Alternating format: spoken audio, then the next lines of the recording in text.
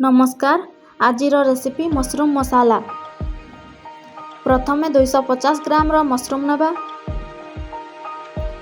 ताकू हलदी पानी रे भल भाव धोई नेबा। तापरे मशरूम को काटी हलदी लंका पाउडर स्वाद अनुसार लुण पकाई गोलई नेबा।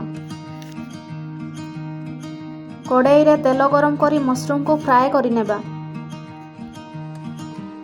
गोटे टमाटो, गोटे पियाज, काजू, 2टी तेजपत्र, गोटे सुखिला लंका, 3 कुला रसुण, धनिया पत्र नेबा।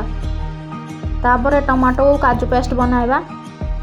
कड़ाई रे सोरिष तेल गरम करी गोटा जीरा, सुखिला लंका, तेजपत्र, कटा रसुण, पियाज पकाई भल भाव रे भाजिबा। तापरे टमाटो और काजूर पेस्ट ढालिबा। गरम मसला, हल्दी पाउडर, जीरा पाउडर, धनिया पाउडर, लंका पाउडर, चिकेन मसला पकाई भल भाव मसला को कषि नेबा।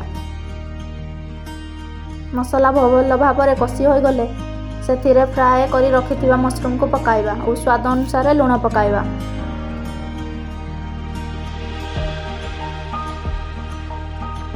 सिझिबा पई सेथिरे किछि पानी ऐड करिबा।